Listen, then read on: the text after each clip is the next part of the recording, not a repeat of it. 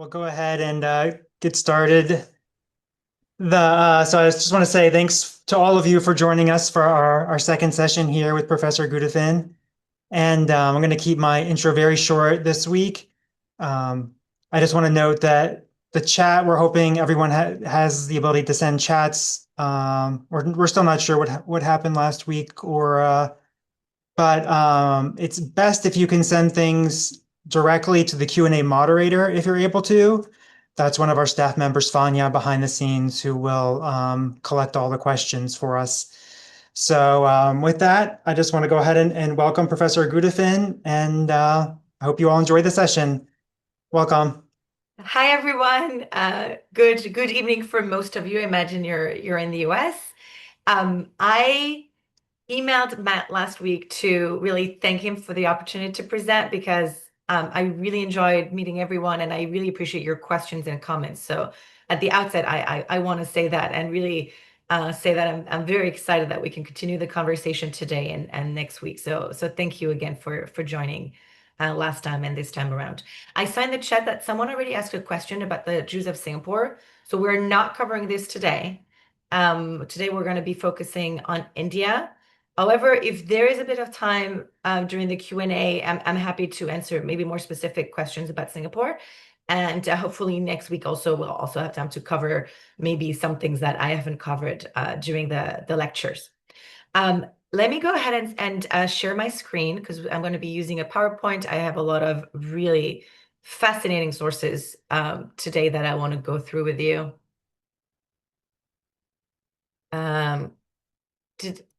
Sorry, Matt, is it working? Oh, share. Okay, wait. Sorry, we're getting there. And I'm going to do this slideshow from the beginning. Okay, how is this for everyone? Matt, does it work fine? Okay, Yeah, so last week we spoke about phenomena of acculturation in the Indian and Chinese communities with an emphasis on China. So we looked at the architecture and the rituals that Jews in China developed as a result of being in a Confucian environment. So today we're talking about acculturation to some degree, but a different kind of acculturation. And what I'm going to be focusing on is question of identity and social stratification among India's Jewish communities. And we're going to look at the longue durée, so over 4 centuries, approximately from the 16th century until the 1950s, so until the mid-20th century. And I'm going to look at multiple communities. And here I want to kind of remind you of the communities we discussed last time. We spoke about the Bnei Israel Jews of Maharashtra, so the Jews who lived in villages near Bombay and started moving into Bombay and other Indian cities in the 18th century. And the other community, and actually we'll start with that one first, is the community of Cochin in southern India on the Malabar coast of India. But I will also introduce a third community that I didn't discuss last time, although I think we mentioned the names as soon. The third community is the community of Baghdadi Jews who came from the Middle East starting in the late 18th century and settled in India and throughout both the Indian subcontinent and Southeast Asia. And so we're going to look at tensions that occurred between various groups of Jews in Cochin, starting in the 16th century. And then we're going to look at more recent events, namely tensions between Bnei Israel Jews and Baghdadi Jews in places like Bombay, but also Calcutta and Burma, because Burma or Myanmar was administered by the British as part of India in the 19th century. So in all those places, there were tensions between various communities. What's really, I think, important to emphasize is that the idea of social stratification and divisions and questioning of Jewish identity and belonging is not unique to India. And I think you can see forms of this in Jewish communities all over the world.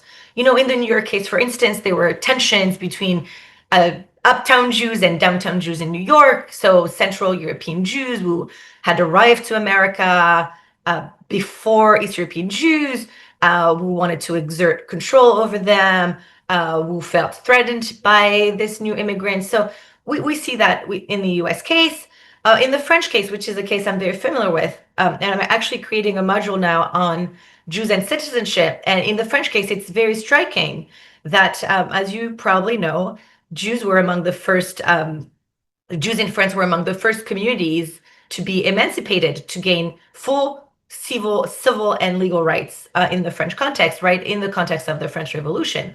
What's not so well known in the French context is that it wasn't all Jews that were emancipated. It was actually a two-wave emancipation.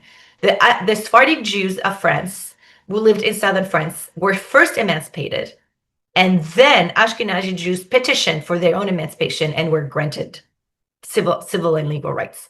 And what's really interesting, and you'll see why I'm bringing this up, even though that's taking us far away from India, the reason I'm mentioning is that Sephardic Jews, even prior to emancipation, prior to the revolution, had much greater rights than Ashkenazi Jews of Eastern France.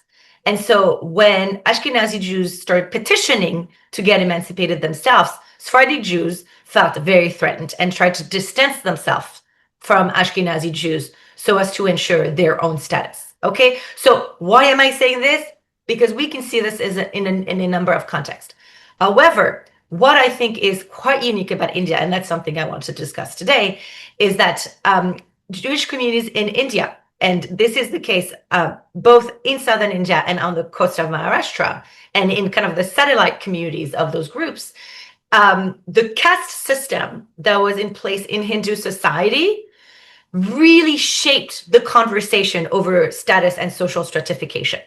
And I'm going to show you why in the lecture today. And so I think that's really the key context to understand here, that the Hindu notion of caste really shaped the ways in which Jews understood themselves, and that it actually came at the expense of an halachic definition of Judaism.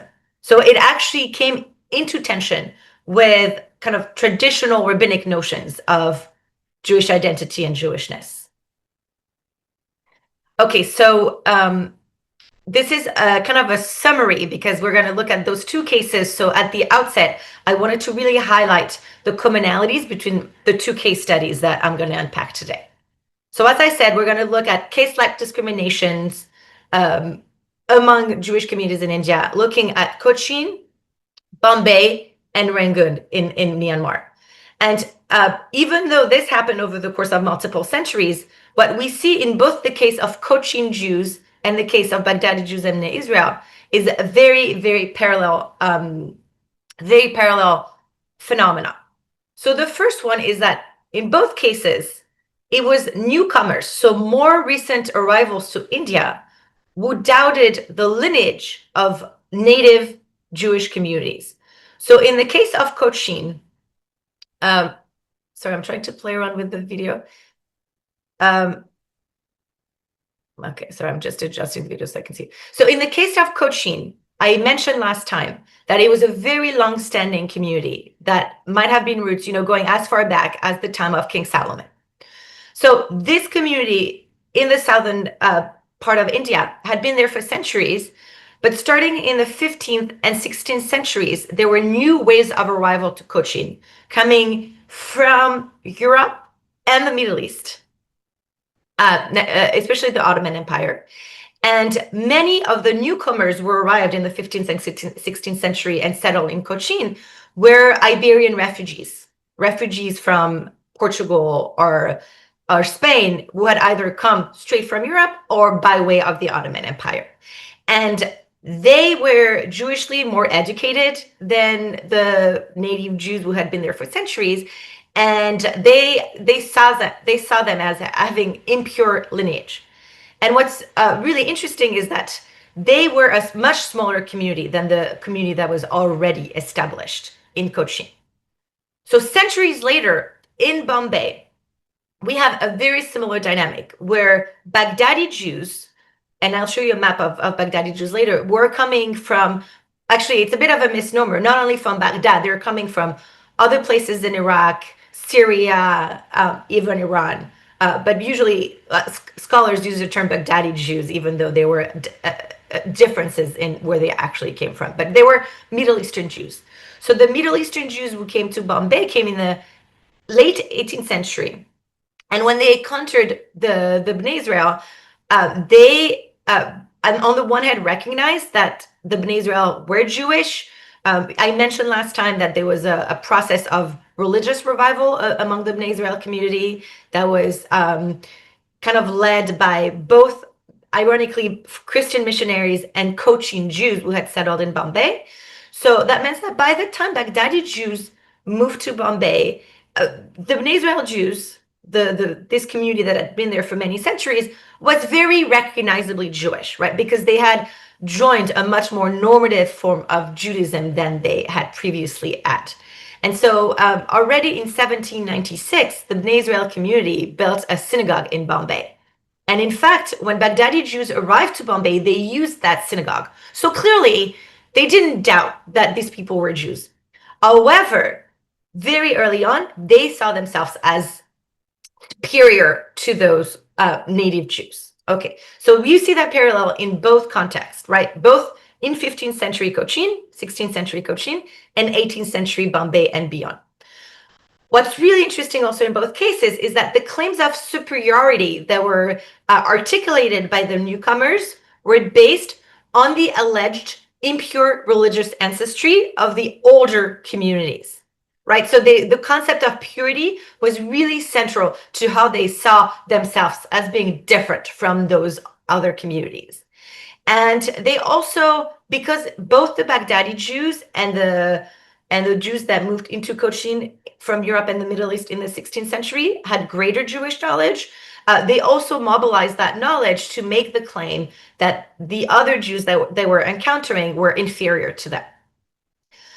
In those two cases, too, what's really interesting is the interplay between the influence of the Hindu caste system, so the idea that you're part of a caste and that you can't really cross borders even with other Jews. So that was an important aspect of how those communities interacted with each other. But the notion of a caste also intersected with European notions of racism and class. And that's true in both Cochin and Bombay. So in the Cochin case, what's really important is that starting in the 15th century, the area, southern India, is very much under Portuguese domination and influence. And so the Portuguese brought with them, very fixed ideas about identity that were based on skin color. So originally, the division among the Cochin Jews was not really on the question of skin color, but the question of skin color was very much brought into the region by European settlers, and they were internalized by Jews. And so you had this very strange but somewhat reinforcing intersection between Hindu notions and European notions of social stratification. And so in both communities, in both Cochin and Bombay and communities that were kind of an extension of the Bombay Jewish communities, this fostering of a sense that the newcomers were superior Jews to the native communities resulted in phenomena of social and religious segregation. So separate cemeteries for different Jewish communities, prohibition on intermarriage, and that lasted for a very long time. We'll talk about it more in the lecture. And also restrictions on the older communities being able to take full part in the religious services organized by the more recent Jewish communities.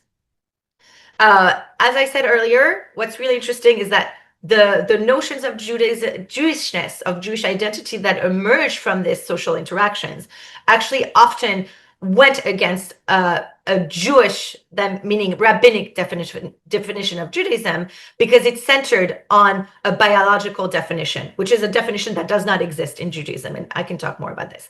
And then finally, and I have primary sources to show this in the lecture, in both the case of Cochin and Bnei Israel Jews, the groups that were discriminated against did not just accept their alleged inferior status, but very much challenged it in multiple forms, including through the court system. And we'll see this.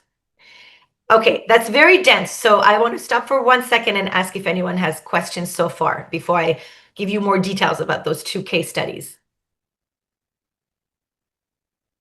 We're all good? Okay. So I'm going to move on. Okay, so I'm going to start with Cochin because it's the earlier case. So the Cochin community is quite fascinating, and I want to show you this picture here of, I think she was actually the last Jew of Cochin. I don't know if anyone had a chance to go there. I know Ash mentioned a little bit about growing up in India. I don't know if he ever went to Cochin, but if you had in earlier years, I think she passed maybe in 2019, you would have met Sarah Cohen, because Sarah Cohen was one of the last Jews of Cochin, and she would sit on a chair in front of her house in the old Jewish neighborhood and greet people and talk to everyone who was interested in the history of Cochin Jews. And she was one of the communities that arrived more recently. So she was a Sephardic Jew whose ancestors probably came in the 16th century to Cochin. However, even though these communities were more recent than the ones who came, centuries earlier, they became very much part of Cochin society, and you can see this in the language. So I brought here her notebook with Malayalam Jewish songs. So the Jews of Cochin across those various communities spoke the local language, right? So you can really see that they very much took on a lot of local influences. And what's really interesting in the case of Cochin is that some of the influences from Hindu society that shaped Jewish practices among the communities there could be seen very visibly in specific holidays.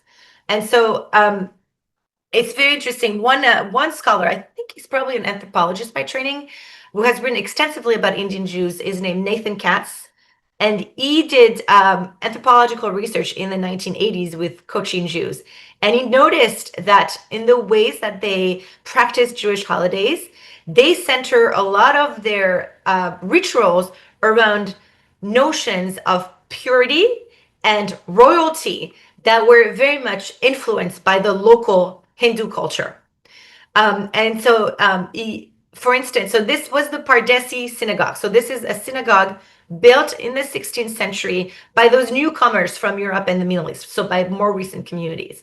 So what Nathan Katz noticed in the 1980s, but this went back centuries before, is that for Simchat Torah, for the holiday of Simchat Torah, they would decorate the walls of the synagogue with sarongs that were embroidered with proverbs and saying. So the imagery very much reflected the imagery of Hindu temples, and especially like emphasizing kind of the royal aspect of Jewish practice. Here you can see on the Torah arcs those special sarongs, women's sarongs that they put for the holiday of Simchat Torah. Another really interesting holiday in which you can see notion of purity being very much at play here is Pesach, the holiday of Passover. So the community in Cochin would start preparing for Passover as early as Hanukkah, cleaning their house, getting everything ready. And what he showed in the work that he did in the 1980s is that 2 months before the actual holiday of Passover, the local Jewish community, which was very involved in the broader community, kind of ceased contact with non-Jews for fear of pollution, right? So they kind of took what are very much Jewish rituals of purifying the house for Passover, making sure there's no chametz, there's no bread, but they gave it a very kind of Hindu shape by kind of severing physical contact between themselves and non-Jews. So this brings me to the question of caste as it played out in the communities of Cochin. So they historically were, so to speak, three groups. Although I'll explain why sometimes those groups are a little bit confused, but I'm going to try to clarify what the groups were. So the three groups, and I'm calling them subcaste based on the scholarship of a number of researchers who have shown that those groups were very much shaped by the ways in which Jews understood their relationship vis-a-vis each other based on kind of the Hindu social model around that. So the three groups in Cochin, and stop me here if it gets confusing, because it is a little bit confusing. So the first Jews were the Meyuchasim. They call themselves the Meyuchasim. And Meyuchasim means the privileged. And some of you might be familiar with the term Yichus. It's in Hebrew and Yiddish, which means lineage. And that is definitely part of Jewish society. In Eastern Jewish culture, Yichus was very important, but Yichus, it was not a biological notion. Yichus was often associated with Jewish learning. Someone who had Yichus was someone who came from, say, a great rabbinic family, right? But here's the same term, right? Meyuchasim, the notion of being privileged. And the way that this community used it was to dissociate themselves from other Jews that they saw as having, quote unquote, impure ancestry. So the Meyuchasim were those earlier wave of Jewish newcomers who came in the 16th century. And so they were newcomers to India, but they thought that their lineage was better than that of the older Jewish community. So there are other adjectives that are used to describe, to refer to this community. One of them is paradesi, which means foreigners. Again, they were foreigners because they came from foreign places, and they came like they actually, especially in the context of European colonialism in southern India, they actually how to say, they used their knowledge of European languages and commerce with Europe, etc., to further their own status within kind of colonial society. And the other term that's used is white Jews. And I said earlier that the question of skin color was not so much an influence from the Hindu caste system in this case, but much more an influence of Portuguese colonialism in India. But the question of white and black became very much the ways in which those communities described each other vis-a-vis both the other groups of Jews, but also non-Jewish society. Okay, any questions so far? Is it clear who the Meyuchasim were? So more recent immigrants who came in the 16th century and stayed in Cochin for many centuries later. The second group are the original, I don't like the word original Jews, but the community that settled much earlier, centuries earlier. They're called Malabar Jews, but because of this distinction that was introduced by Meyuchasim, they also became called Black Jews, both by Jews in Cochin and by European observers. And so the Meyuchasim, those more recent communities, saw those Malabar Jews, those more native Jews, as descendants of converted slaves, and they saw them as having inferior lineage, whether that was true or not. And actually, as a matter of fact, for centuries, those Malabar Jews or Black Jews would refute accusations that their ancestry was tainted, and they would claim over and over again that they were descendants from Israelites, that they had come many centuries earlier, and that their lineage was not tainted, contrary to the claims of the Meyuchasim. Okay, that's the second group. The third group, some people have called brown Jews, but in the literature, they're also called Black Jews sometimes, even though they're a group that is different from the group I just described. But another term that maybe explains their identity a bit better is the term of Meshucharim, which is a Hebrew term for released. So this group was neither the white Jews who came in the 16th century, nor the native Jews who had come centuries earlier, but they were either the emancipated slaves of white Jews, because European Jews and Middle Eastern Jews had brought slaves with them. They had slaves and servants in Cochin, and some of them were manumitted and were able to convert and become Jewish. So the term Meshucharim, the released, the freed, referred either to the fact that they had been themselves manumitted, or that their ancestors had been emancipated, or they were converts to Judaism who had no Jewish ancestry but joined the Jewish people via conversion, or they were the descendants of white Jewish slave owners and their female servants, female slaves. Okay, and so that group was very much had its own identity that was separate from that of the Black Jews and white Jews. Okay, so this brings me to the form of social segregation that existed among all these groups. So the Meyuchasim, who saw themselves as superior to both Malabar Jews and the Meshucharim, uh, had all kinds of social and religious segregation. So first, they did not want to include these groups in their religious services. So for centuries, Malabar Jews and white Jews actually prayed in separate synagogues. And the Malabar Jews, the older Jewish community, was much larger. So they had multiple synagogues, but they didn't mix ritually with the white Jews. Now, the Meshucharim, as I said, were socially much more part of the white society because some of them were former servants for the white Jews. So they were part of the community, but they were not full members of the synagogue.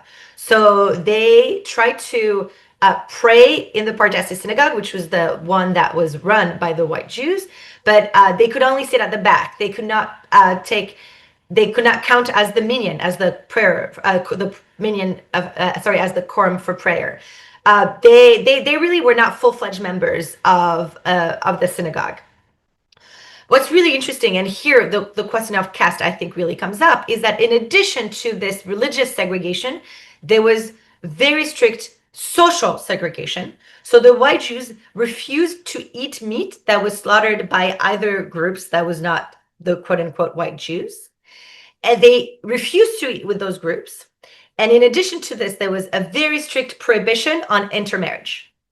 And this lasted for centuries, right? So those groups did not marry each other. They would only marry within each of those three groups. Does anyone have questions so far? Because it's very dense, so I want to make sure I'm not losing anyone. There's a couple of questions that came up in the chat.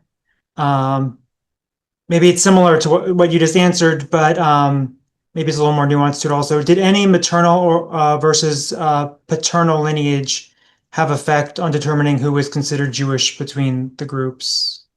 So, as I said, it's usually in the case of the Meshucharim, if they were descendants of, say, non-Jews and Jews, they would usually be the paternal side that was Jewish. So the assumption is that the members of these groups were either Jewish through the maternal line or had converted somehow. And we know that the Meshucharim, the people who did come to Judaism underwent some sort of conversion. I don't have the details of how they did it and if it, fully fit the rabbinic definition of Jewishness and conversion, but I'm assuming that they did because there was enough rabbinic knowledge in those communities that they would have undergone some sort of normative conversion. Okay, I brought you some really interesting pictures of Paradesi, so white Jewish women in 19th century Cochin, just so that you can have a sense of what those communities were like. So I show you the first picture was Sarah Cohen, who was from the Paradesi, so the white community. So this is actually a picture from her wedding. And this is the other community I was telling about, the Black Jews of Cochin, who prayed in their own synagogues. So this group of children were part of the group that had been in India for much longer than the quote-unquote white Jews. And you can see that they definitely look different because they came from different parts of the world and they were very much separated from those more recent Jewish community. Okay, so what I want to do for this lecture is bring some primary sources that really bring to life how those tensions played out. So the next source, the source I'm going to show you now, is actually the earliest account that we have for caste-like divisions among the Jews of Cochin. And this source is from the late 16th century. So you can see that it's not recent. It's actually, sorry, it's from 1520. I thought it was much later. It's actually from the early 16th century. So this is a letter that was sent by a member of the Jewish community in Cochin. We actually don't know who the author of the letter was, but we know that the letter originated in Cochin. And it was sent to a rabbinic luminary who lived in Cairo, Rabbi David Ben Zimra. because though the community, especially the newcomers, were quite learned, there were no rabbinic authorities, so to speak, in Cochin. So as in many kind of smaller Jewish communities over time, people would send letters to centers of Jewish learning, send letters to rabbi about halachic queries that they had. So this was a letter that they sent to this rabbinic leader in Egypt. Matt, may I ask you to read it, please? Yeah, no problem. Question from India, from the island of Cochin, where there are approximately 900 Jewish households. 100 of them are Jews of pure lineage, and the rest are sons of slaves and sons of maidservants, who are rich, observant, and pious. Those of pedigree do not intermarry with them, calling them slaves, so they endlessly quarrel about it. The rich so-called slaves differ from each other. Some of them arrived as merchants from Turkey, from the country of Aden and Yemen, and from Persia. They bought maidservants and begot by them sons and daughters. All these semi-infidels intermarried with each other. Adhering to the Jewish religion, they became a large community. They are learned in the Torah, rich and close to the royal house and the government. They are also the main negotiators for merchants. Contrarily, the Jews of pedigree are the minority. They are poor, but they call the others slaves out of jealousy and hatred. Okay, this is a very rich source and a bit confusing, but I think it shows several things that are of note. So first, you already see in the 16th century this notion in Cochin that there are Jews who are quote unquote of pure lineage and others who are not. And whether this is grounded in reality, like in social reality, it's not clear. But it's clear that already you have this notion of purity of lineage at play in the 16th century. And so who are the ones, as described in the letter, who are not of pure lineage? Their people were described as being either the offspring of slaves who were emancipated by their Jewish owners, or they are the descendants of the offspring between Jewish merchants from the Middle East. They actually also mention Europe, from the Middle East or Europe, and their maidservants, right? So this group is seen as having tainted lineage and as being different from the Jews of pure lineage. What's really interesting, though, is that the Jews who are described as having impure ancestry are actually the ones who have social power in the 16th century, because the letter described them as being the one who were in close proximity to the royalty, who work for the government, and were middlemen, right? And so what's really interesting is, like, one of the claims here is that the reason the quote unquote pure Jews are questioning the lineage of the other group of Jews is that they are jealous of their social status, right? So that alone, I think, is so interesting, and you can see kind of those dynamics at play in other times and Jewish communities. The other thing that's really interesting is the answer of Rabbi Ben Zimra, because the question that they're posing in this letter is actually, what is the status of those Jews who have impure lineage? Are there actually, like, should we consider them as full Jews, especially for the perspective of intermarriage? That's really the question that the letter was trying to ask. So Ben Zimra said, if there's any doubt as to their lineage, you can have them undergo tevilah, which is ritual immersion that is done in the context of conversion in front of witnesses. And the goal of doing the tevilah, of doing the ritual immersion, would be to make sure that even if there was any doubt about their lineage, they would be recognized as converts and therefore fully Jewish. So it's not like they have to, study for 10 years and do this very complicated process of converting. It's literally 2 seconds. They do the tevilah, they do the immersion, and then there's no question as to their lineage. And once that has been done, no one should question their status, because they are, without a doubt, after the tevilah, full Jews. And his answer reflected an halachic, a rabbinic definition of Judaism, which is that there are 2 ways of being Jewish. Either it's established that your mom was Jewish and therefore you are Jewish, or you don't have a Jewish mother and you converted according to rabbinic standards. That's how they understood at the time. And in this case, once you've completed the conversion, no one can question your status. So in Jewish law, there's no shades of Jewish. There's no pure Jew and impure Jew. Either you are Jewish or you're not. It's really, I would say, as simple as that. And that's the attitude that Ben Zimra adopted. And so it should have been the case, starting in the 16th century, that those communities that saw themselves as having different lineage should have been able to intermarry, but they didn't. And what's really interesting in the case of the Cochin Jews is that a generation later, they sent a very similar letter to the disciple of Ben Zimra, hoping to get a different answer. But of course, the disciple used the same answer. And we see over centuries, and as recently as 82 and 1951, okay, 1951, 4 centuries later, very similar letters being sent by Cochin Jews to Rabbi abroad, and the answer was almost uniformly, no problem, they're Jewish and you can marry them. And those community went against this.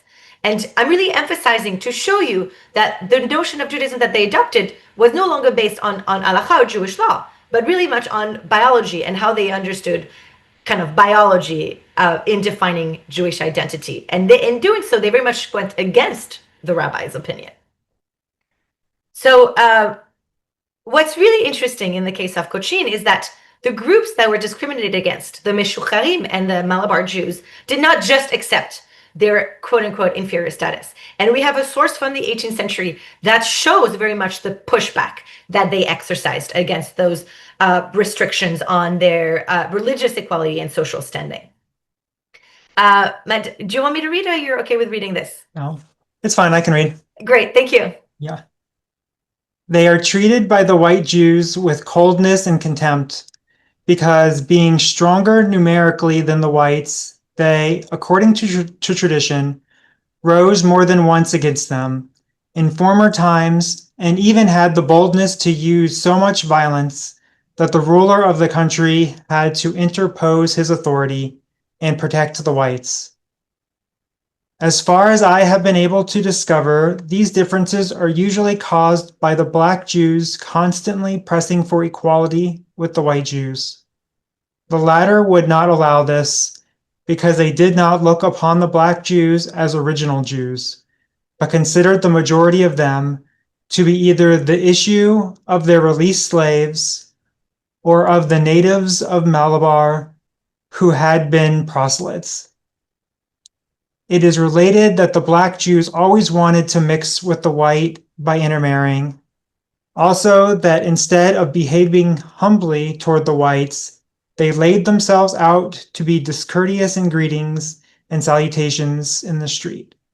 Also, they were so bold as to take the first places in the synagogues, at public meetings, and on other occasions, so that they always aimed, if not at superiority, but at least at equality. Okay, this is so fascinating because this is not a source from the 20th century. This is a source from the late 18th century, and it was actually penned by who was at the time the Dutch governor of Cochin. And there are a few things I want to highlight about this source. First, the fact that it says bold twice, right? It describes the attitude of the quote-unquote black Jews as bold, and their boldness, and this is mentioned twice in the text, resides in them wanting to have equal rights with the white Jews, right? So it's very clear that they exercising their agency in trying to make sure that they have the exact same standing as their co-religionists from the other group.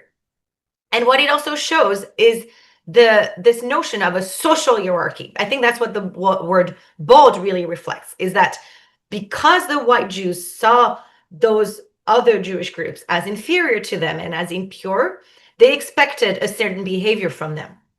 And if these communities did not comply to what was expected of them, they were seen as kind of threatening the social hierarchy that was established in the Jewish community. And the other thing of note in this source is the fact that the governor of Cochin mentions that this tensions between these groups actually resulted in acts of physical violence. And we don't know exactly what the violence was, but clearly it was important enough that the rulers themselves had to get involved and kind of navigate tensions between those communities. Okay, so we don't have very vivid details of how that played out on the ground, but it's very clear that those groups of Jews who were seen as inferior by the Paradesi Jews did not just take this for granted, and that they very much fought for their rights. And this fight for their rights actually continued until the 20th century. And one, like the person who really epitomizes this is a name by the name of Abraham Barak Salem, who scholars have called the Jewish Gandhi, because he actually used in the 1930s, he used the methods of nonviolent resistance that were promoted by Gandhi in India to fight for greater rights within the Cochin Jewish community. So himself was part of the Meshucharim group, the third group that I mentioned. And so he had been discriminated against. His family, his ancestors had been discriminated for centuries by the white Jews, and they were not able to exercise their rights in the Bardesian synagogue. And so he started staging like nonviolent protest. He started doing services in his own house, inviting white Jews who were supportive of his cause to eat with him in his house. And eventually, it actually did result in the 1950s in greater rights being given to this community. And here, I think it's so interesting to see. And so himself, Salem himself was very involved in the Congress Party and in the movement for Indian independence. And you can really see how he took those ideas and applied them to the Jewish case, which I think is fascinating. Okay, so now I want to go to the other case studies. And each case study is so rich. There's much more we could say. But now I want to show you how similar phenomena played out more recently with the Baghdadi Jews and the Bnei Israel of Maharashtra. First, some pictures, because I think pictures give you a sense of what those communities live like and were like. Those photos are quite recent, so to speak. They're from the 1980s. They were taken by this amazing French photographer named Frédéric Brenner, who traveled all over the world to photograph Jewish communities. And one of the communities he visited in the late 1980s were those Jews from Maharashtra who had remained in the villages. And what the photos capture is their very rural lifestyle. Okay, so they had this is a family that had a coconut plantation. So you can see them at work harvesting the coconuts and cutting them open. So this is the Bnei Israel community, the community that I mentioned last week as having kind of joined normative Judaism in the 18th century. And this is a community with long-standing ties to India. This is a Bnei Israel woman with her baby. And this is one of the synagogues in the villages. I think it's the village of Alibag, if I'm not mistaken. And also, I need to mention that next week, I will share all my slides with you. So you will have access to the photos and the primary sources if you're interested. So this is an example of Bnei Israel Jews kind of becoming part of a more normative form of Judaism, because as I said last time, until the 18th century, the only Jewish prayer that they had really was the Shema Yisrael.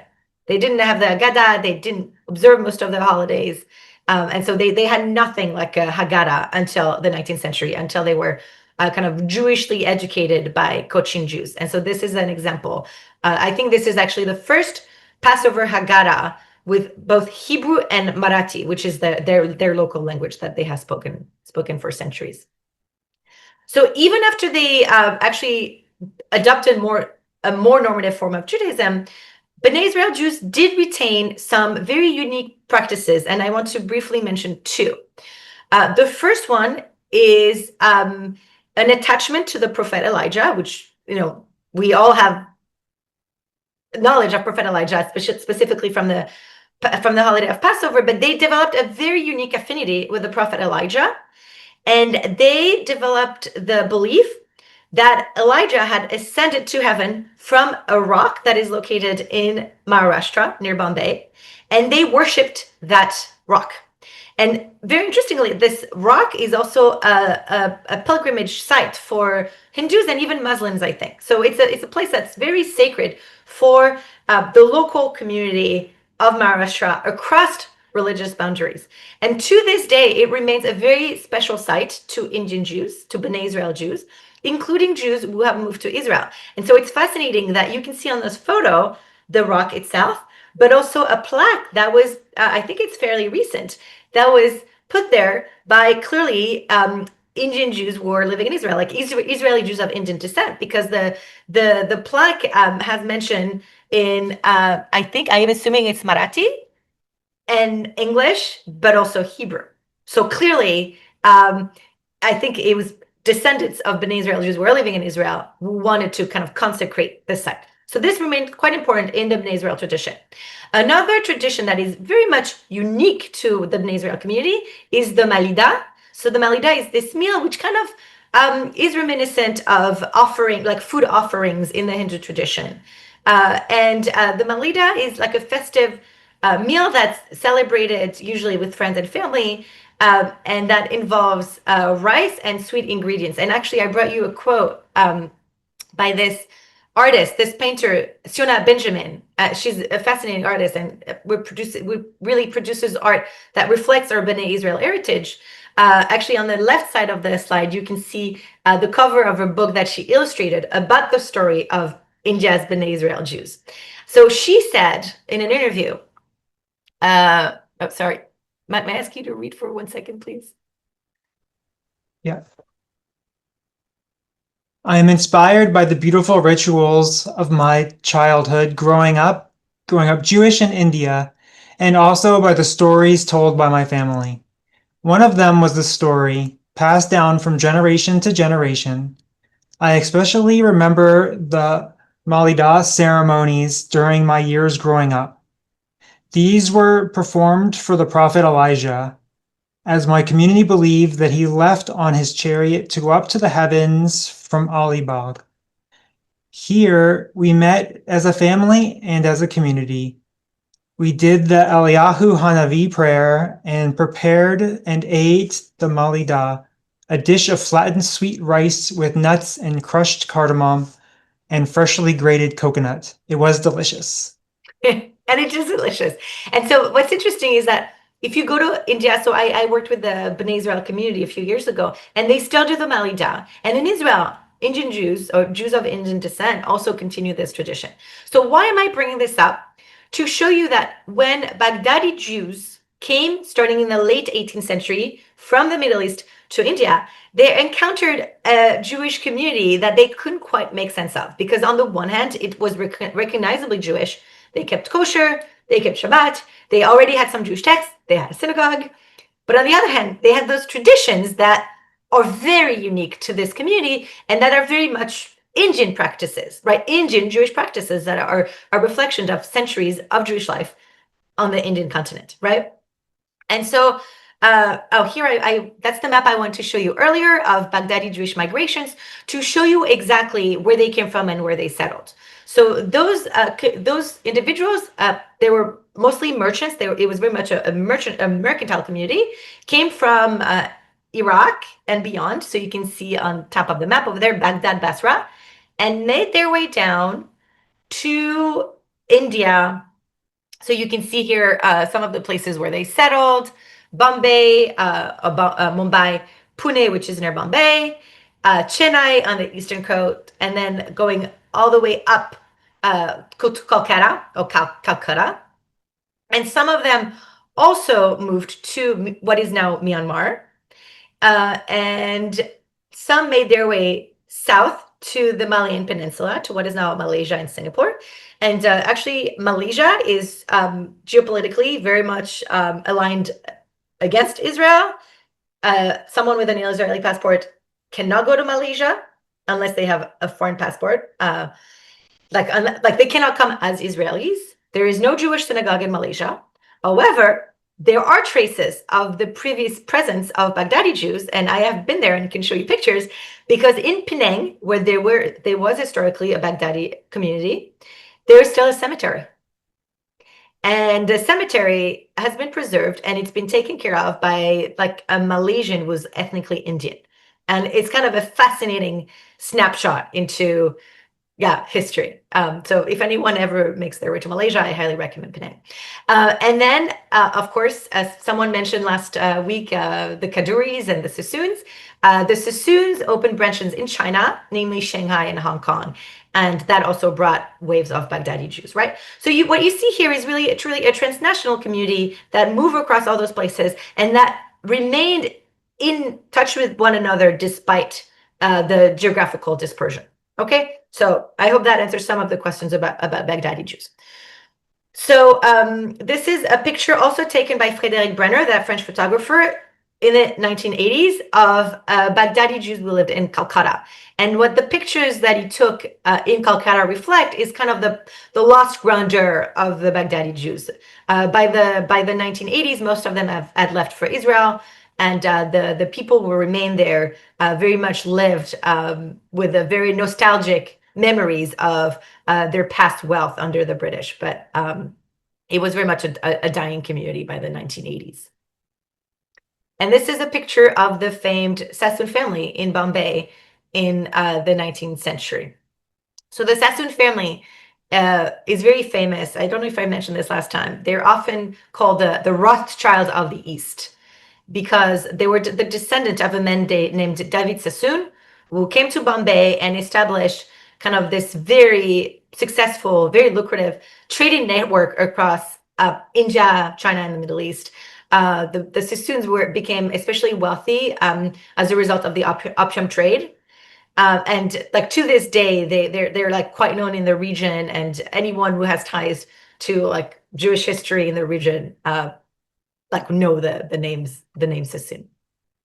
So the reason I'm showing you those pictures is to show you that despite having kind of overlapping rituals, these were quite distinct communities in terms of dress, language, self-identity. So the Baghdadi Jews spoke Arabic, but then under the influence of British colonialism, over the years, they shed Arabic in favor of English. So they became extremely anglicized. So at first, the Baghdadi Jews and the Bnei Israel Jews in Bombay, when they first met in Bombay, got along quite well. But already starting in the 1830s, you can see tensions cropping up. And one source that we have that really highlight this is a petition that a group of 8 Baghdadi Jews sent to the Bombay government in 1836, in which they asked for a wall to be erected in the cemetery that would separate the Baghdadi part, like Baghdadi sepulchres, from Bnei Israel ones. And we're running out of time, so maybe we can't read all of this. But what's interesting in this letter is that they're saying to the British authorities that there are distinct, and I'm quoting here, distinct tribes of Jews. One of them being those who have adopted the customs of the natives of India, so the Bnei Israel Jews, and the other, so themselves, who are faithful to their Arabian fathers. And they say that they, because there are there's those like differences between those quote unquote tribes, they want the cemeteries to be separated. And this really triggered a century of antagonism between the Bnei Israel Jews and Baghdadi Jews.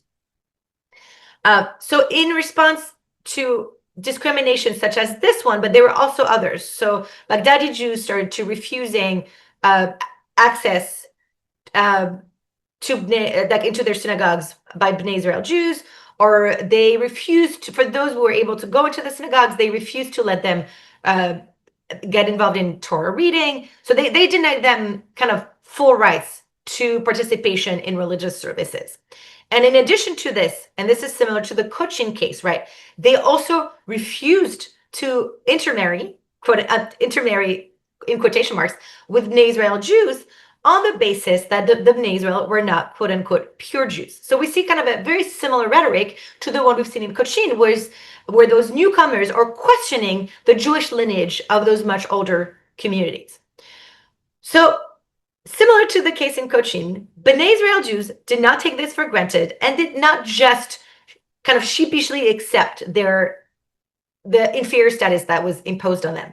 To the contrary, they fought back. And one ways in which they did so, and we see this starting especially in the 1880s, is that they start publishing articles in the Jewish press in India, but also in Britain, and they start writing books to show that there were quote unquote pure Jews. And this is what interests me here, is that instead of saying, there was no such thing as pure and impure Jews, they are using the same rhetoric and mobilizing historical argument to show that, contrary to what the claims that are mobilized against them, they're actually quote unquote pure. And one example of this is a Bnei Israel Jew by the hand of Chaim Samuel Kehenkar, who wrote what to this day is seen by the Bnei Israel Jewish community as like the history book of their own community. And in 1897, he wrote a book that tried to refute all the arguments that were made by Baghdadi Jews against Bnei Israel Jews. And in one part of the book, he really highlights military contributions made by Baghdadi Jews to the British Empire. But what's really interesting is that he's tying this to a very particular reading of history in which he claims that their military, their heroic acts, military acts, actually harken back to ancient Israel and to the fact that the Bnei Israel are the descendants of ancient Israelites, who he describes as a noble race that was, a race of valor and military heroism. So he said, it is a well-known fact that bravery, courage, and nobility and majesty of feature are characteristics of Hebrews of all the parts of the globe, in spite of manifold differences of costume and custom. Israelites have inherited the soldier-like qualities they possess from the royal race from which they are descendant.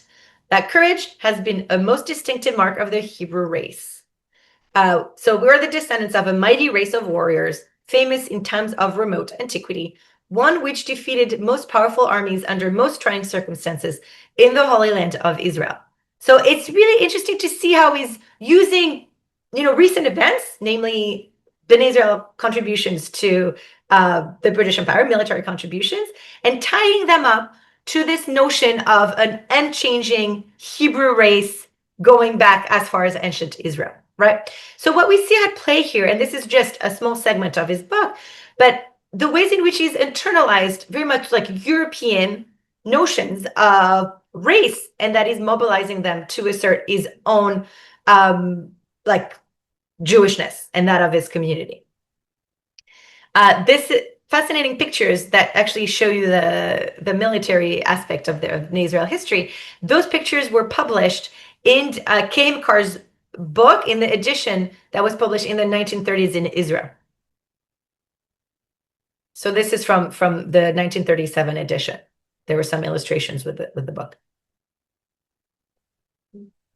Okay, so those are all pictures of Bnei Israel Jews, and you can see both kind of the Indian influence, like Indian costume, but also the process of Anglicization that they themselves underwent in the British Empire. You can see kind of the dress changing over the years. Okay, any questions so far? Matt, can I take 10 minutes to wrap this up so that we have 20 minutes for questions? Yeah, Does that work for everyone? Okay. I think so. Okay, so those tensions between Baghdadi Jews and Bnei Israel Jews actually came to a boil in Myanmar, Burma, which, as I said, was administered by the British as part of India. And so we talked about Bombay, but actually some of the Jews that belong to Bnei Israel communities and the Baghdadi communities in Bombay migrated to Myanmar and settled there.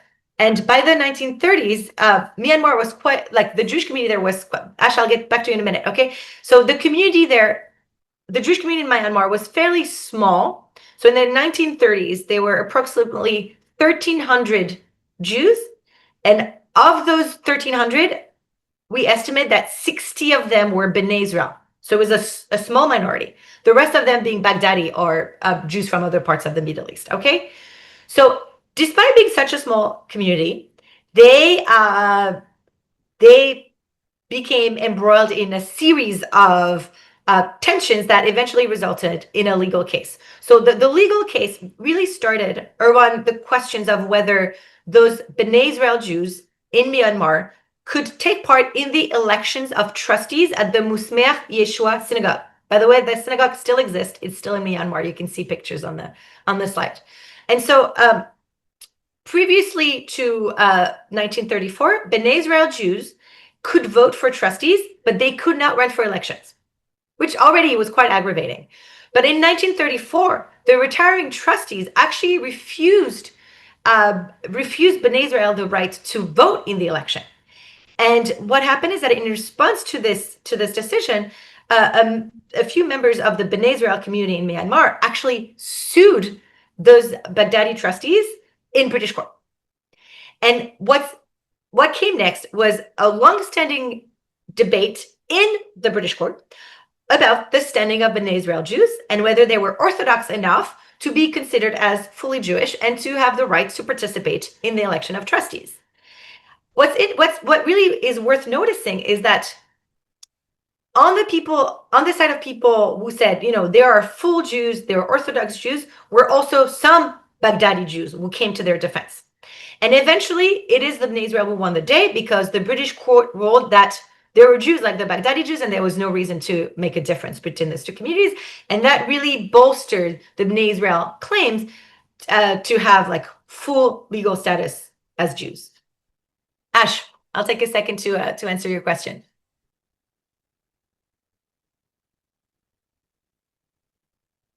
You just need to unmute yourself. Yeah, thank you. Thank you very much. It's great talk. Almost everything I heard was new to me, and I love listening to new things rather than repetition of the same old. I have a quick question for you. The Jewish people, wherever I came into contact with them, whether it was in Bombay or Cochin or Calcutta, they always use the local language, which is entirely different from one another, or the link language, which is English. I was wondering, like at home, did they use Hebrew? And was there anything like a Sunday school to learn Hebrew? And in the synagogue, all the prayers were conducted in what language? Thank you, Ash. That's a great question because it ties to things we discussed, right, about acculturation, especially linguistic acculturation. So you're right. So the Jews of Maharashtra spoke Marathi, which is the local language of the state of Maharashtra.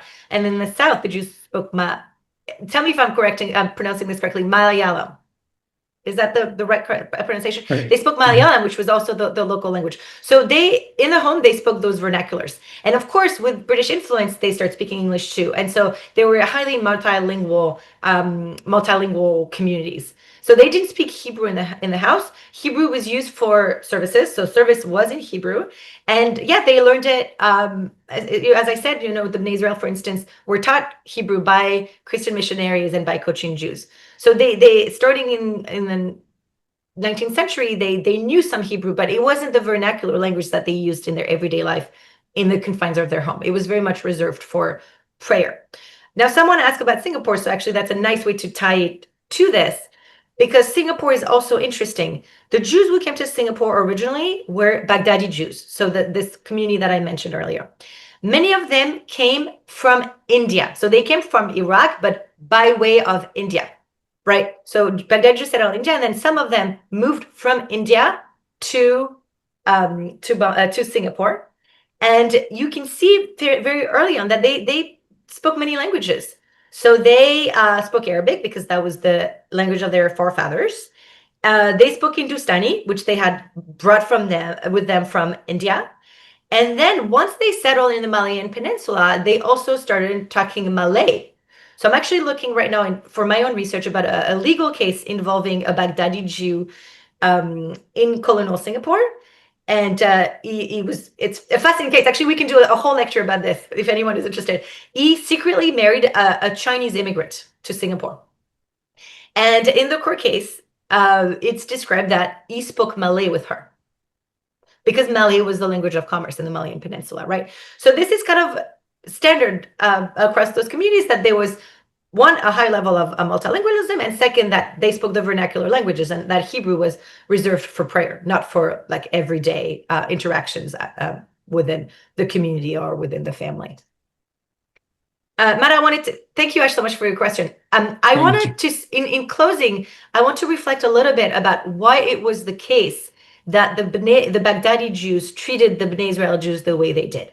And here, I think it's fair to say that they also, to some degree, internalized Hindu notions of jati, of caste, the idea that your belonging to a community is based on your birth or lineage. I think that's definitely something that was at play there. But there was another central element to this, which is the role of British colonial thinking. So Baghdadi Jews came as merchants. They were middlemen. Some of them became quite prosperous, like the Sassoons.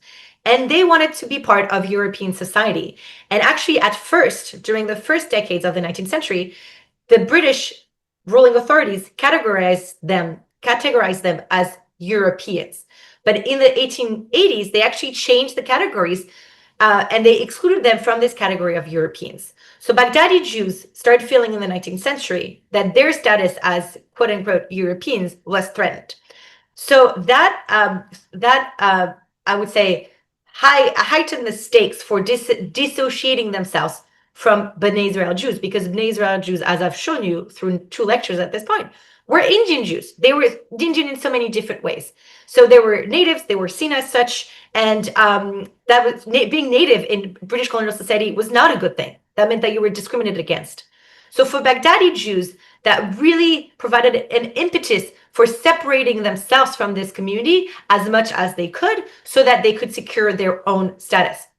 The other important piece of historical background that needs to be provided here is that in 1857, there was a mutiny in Bengal against the British rulers that was exceedingly violent. And that resulted in the British really solidifying categories and solidifying differences between what they call native society and European society. Okay, so in that context, Baghdadi Jews felt like they really could not be seen as having any ties to those native Jews, and that does explain the ways in which they interacted with this community. So in closing, so that we have enough time for questions and comments, I want to bring. Actually, I'm only going to read the second slide. A letter from Chacham Moses Gaster. So Moses Gaster was the spiritual leader of the Sephardic congregation in London in the 1930s. And because he was a very well-known, respected Orthodox rabbi, he was called on multiple occasions to weigh in on the question of the lineage of Bnei Israel Jews. And as early as 1911, he said, there is no question to me that they are full Jews and that we should not question their Judaism. They should be able to intermarry with other communities of Jews, and that kind of should have solved it. Except, as I said, the question of their lineage was really ongoing. And in the 1930s, there was this whole court case in Burma surrounding Bnei Israel's right to participate fully in the life of the synagogue. And so in that context, Moses Gaster sent a letter in which he said, I consider it a disgrace that Jews should fight against Jews to establish various degrees of purity of descent.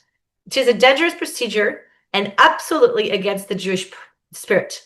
Even a proselyte who comes to us is a full-blooded Jew from a national and religious point of view, still more so the Bnei Israel, who have been Jews for ages and whose original descent could not be impugned.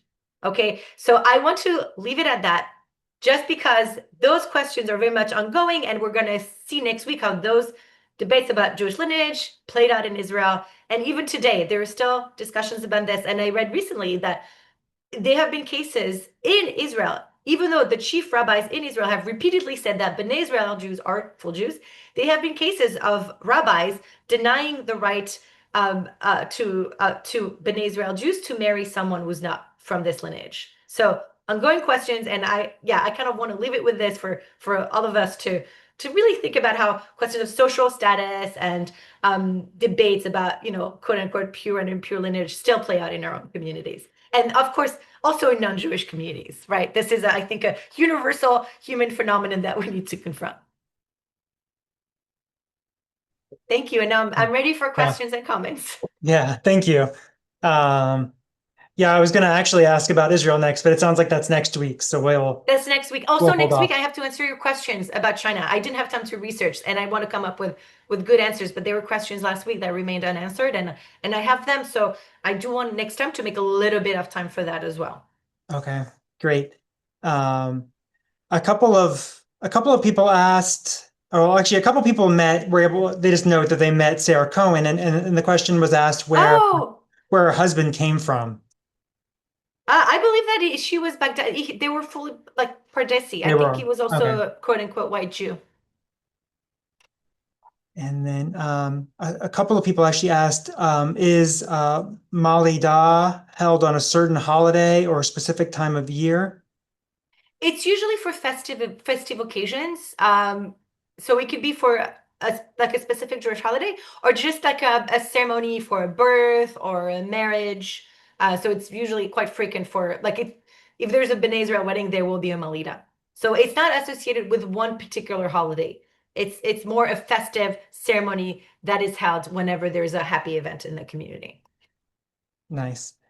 And by the way, I really recommend the art of Siona Benjamin. You can look her up because she really incorporates a lot of the stories and the very like unique traditions of the Bnei Israel community into her art.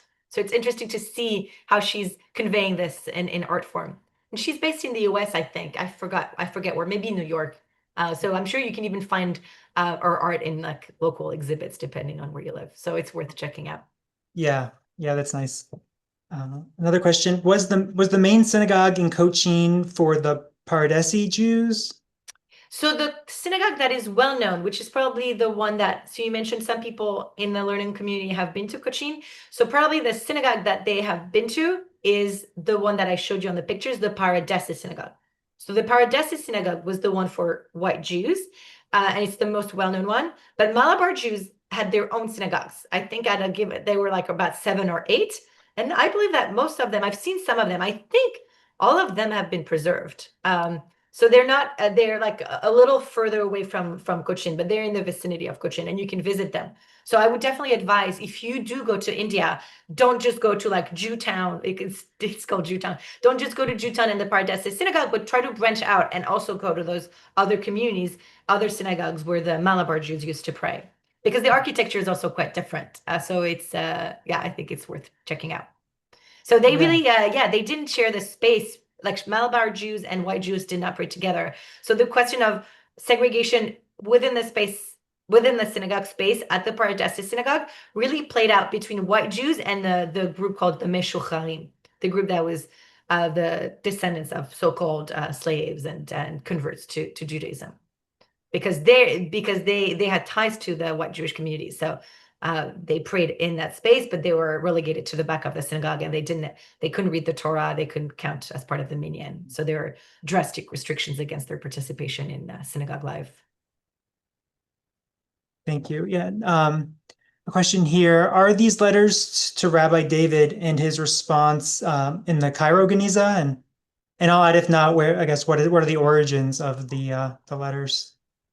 So this responsum, I don't. So a lot of the correspondence between Cochin Jews and like coaching Jews and rabbinical authorities abroad, we know from the Kara Geniza. I don't remember if this letter specifically was in the Geniza, and I will check that for you. I don't remember if it was in the Geniza. It could have been, but I don't know that for a fact, so I will double check. And oh, by the way, for those who don't know what sorry, I assume that everyone knew, but the Geniza is a place where Jews bury their sacred documents, and Cairo.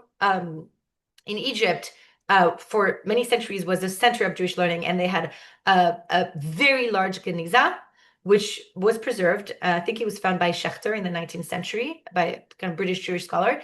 And it has been a mana for Jewish historians working across different centuries to understand both Cairo Jews, but Jews all over the world, because, as I mentioned earlier, communities that did not have rabbis would write letters to learned rabbis, including in Cairo, and we still have those letters, right? And it's an amazing source of information for us because it says, like, it teaches us a lot about religious observance, but also more broadly about Jewish society and about the transnational ties that Jewish communities retained over multiple centuries. And you can see that those ties really were maintained across very large distances. So yeah, so great question about the Geniza. I think that's, Yeah. yeah.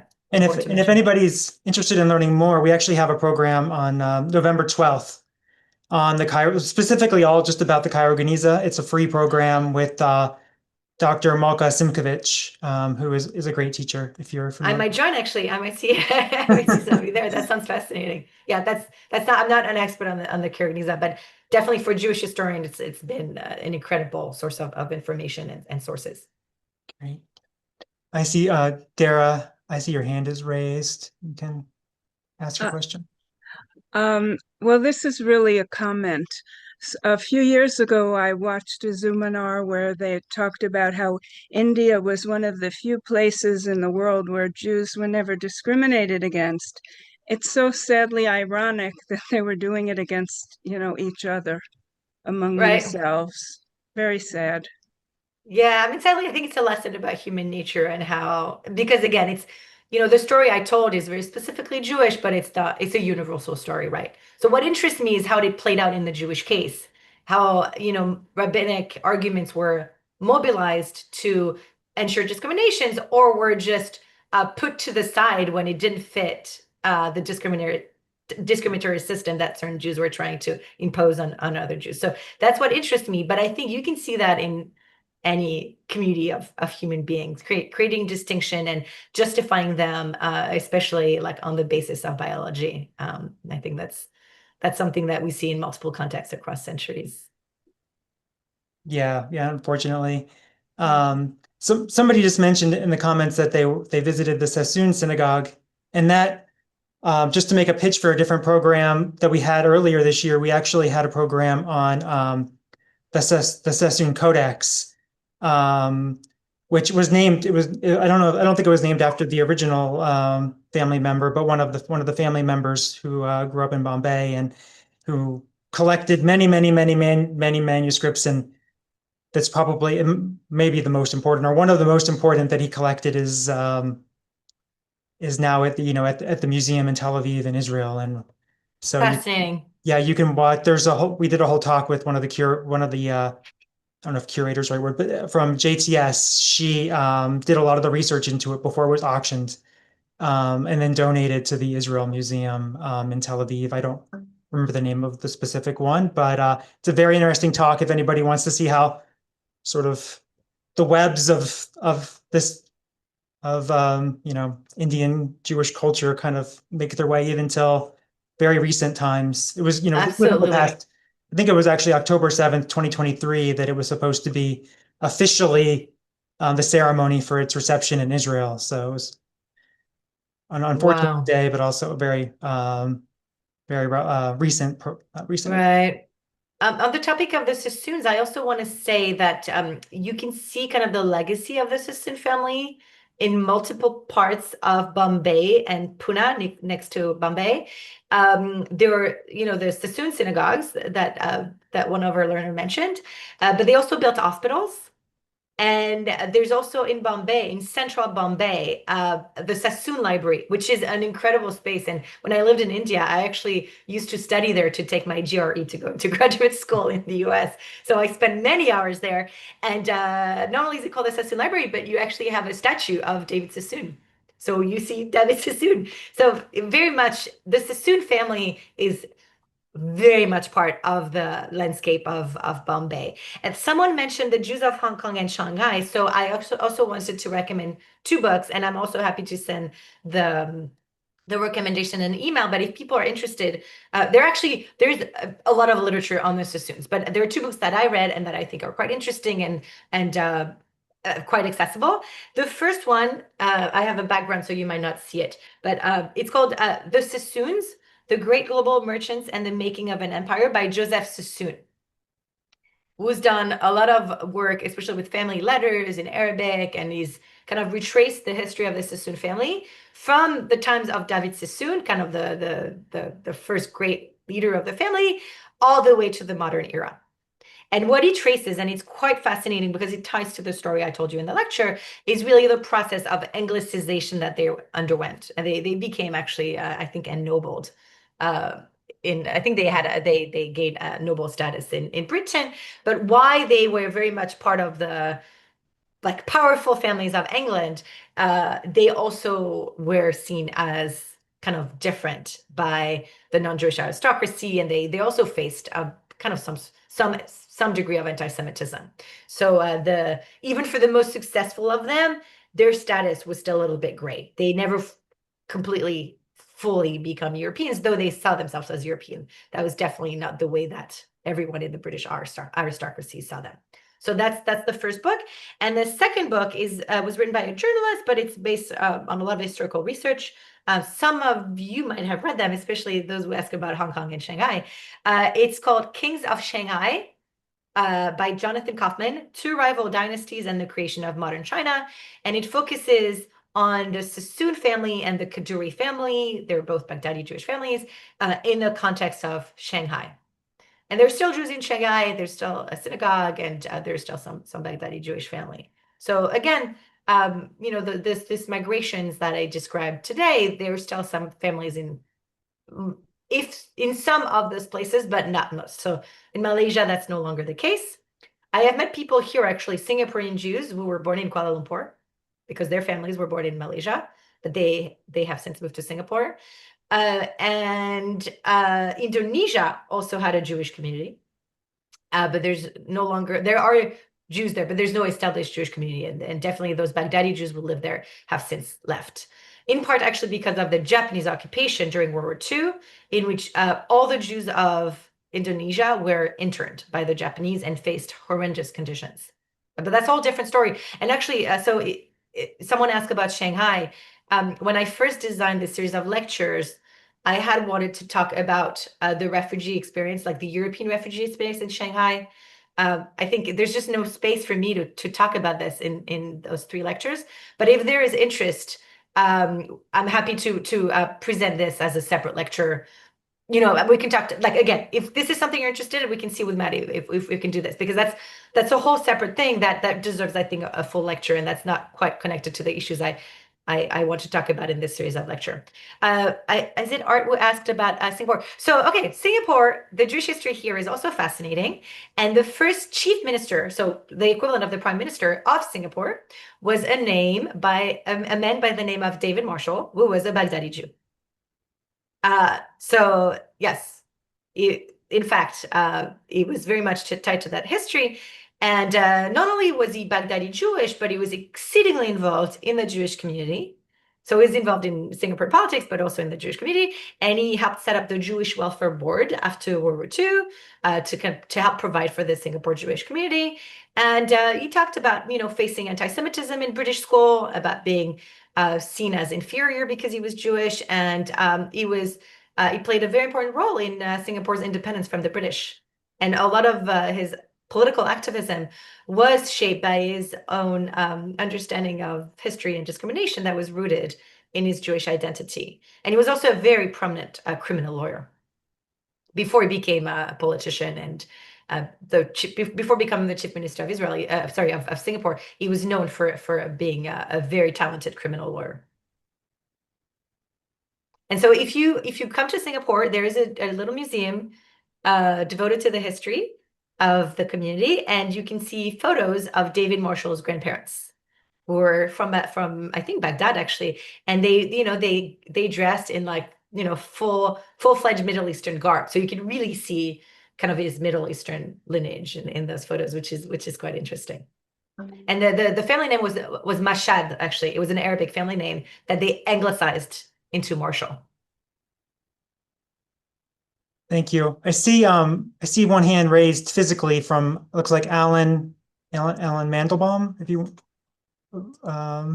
this might be our last question for this evening, and we'll share all of the comments and all questions with Professor Gudefin. And we're meeting again next week. So yeah. It's not the end.